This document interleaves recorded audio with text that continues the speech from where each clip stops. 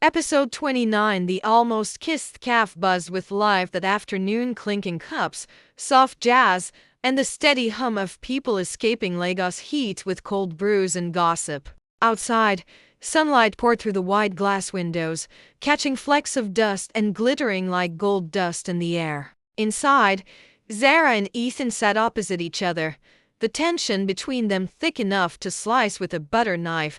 Ethan tapped his fingers nervously on the table, his usual confidence slightly cracked. Zara watched him over her iced mocha, pretending to scroll through her phone but fully aware of every shift in his expression. "Are you going to keep pretending to check your notifications?" Ethan said finally. "Or are you just avoiding me?" "I'm avoiding awkward silence," Zara shot back, eyes still glued to the screen. He chuckled under his breath. "You're terrible at that. You've been on the same Instagram story for 5 minutes. Caught." Zara sighed, tossing her phone aside. "Fine, I'm avoiding you in awkward silence. Happy now?" "Not really." He leaned forward, eyes soft. "I just don't understand what I did wrong this time."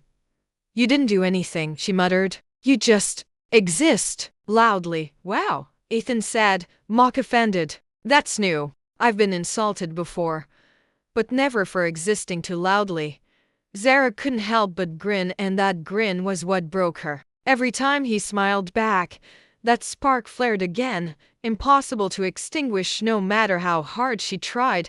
Their friendship had always danced dangerously close to something else. But the past few weeks with Ethan's mixed signals, Zara's jealousy she refused to admit, and their mutual denial, it had turned into a silent war. Ethan leaned closer. "Zara, I don't," she said quickly. "Don't say something you'll regret later."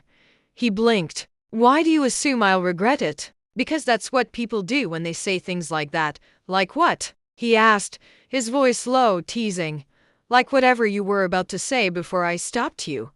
He smiled slightly. "Maybe I was just going to say that you have chocolate on your lip." Her eyes widened as she quickly wiped her mouth. "Do I?" "No," he said, laughing. "But that was adorable." Zara glared, half embarrassed, half flustered. "You're impossible.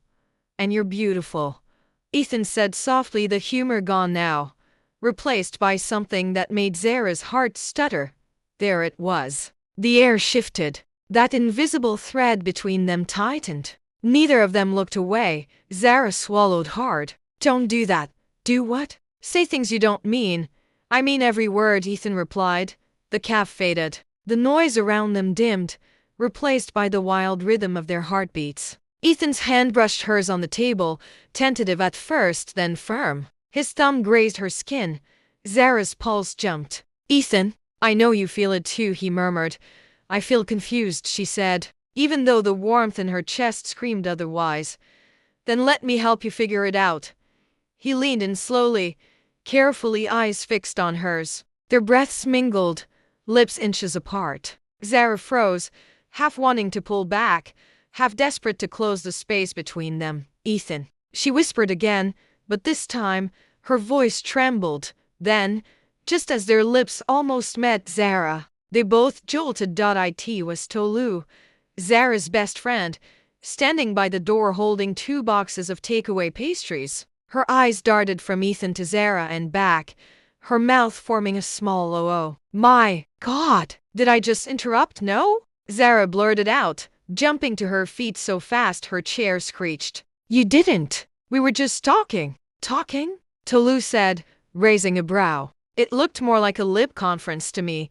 Ethan tried and failed to suppress a laugh. Zara shot him a deadly glare. "Tolu," she hissed, grabbing the pastries. "We were having a serious discussion." "About what?" "Breath mints," Tolu teased. Ethan choked on his drink. "Okay, I like her," he said, grinning. "You would," Zara muttered. "She's chaos incarnate." Tolu plopped into a seat beside Zara, smirking. "So, Ethan, how's our girl doing? Still pretending not to like you?"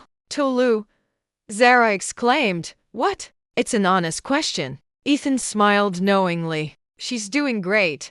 Thanks for asking." "Good," Tolu said. "Because if she doesn't make a move soon, I might start rooting for that new girl from your office." "New girl," Zara repeated, eyes narrowing. What new girl? Oh, Ethan said, trying to sound casual.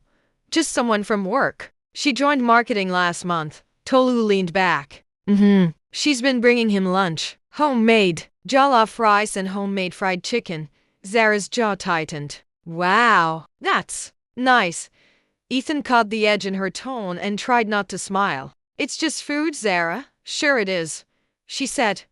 Crossing her arms, the tension was back. But this time, it was spiced with jealousy. Tolu grinned, clearly enjoying the show.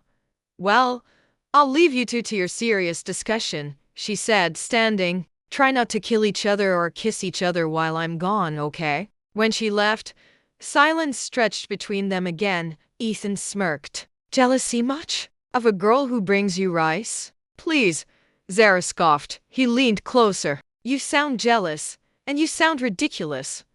But you are, he said, his grin widening. I'm not. He tilted his head. So you wouldn't care if I asked her out? Do it, she said. I'll even send you her number. Liar. She glared. I'm serious. Then why does your voice shake when you say that? Zara opened her mouth, but no words came out. He smiled softly. Because deep down, you know we're not just friends anymore. Her breath caught. You can't just say things like that, Ethan. Why not? Because once you do, everything changes. Maybe that's not a bad thing. Before she could respond, his phone buzzed. He glanced at it and frowned. I have to go. Work emergency. Zara looked away. Right, of course. He hesitated. Zara, go, she said quietly. I'll see you around. He lingered for a second, then left the bell above the caf door chiming as he walked out. Zara sat there for a long time, staring at her half-empty cup, her mind a whirlwind. Every time she thought she had control over her feelings, Ethan tore through her defenses again. Her phone buzzed. A message from him. Ethan, I meant every word, and I'll prove it.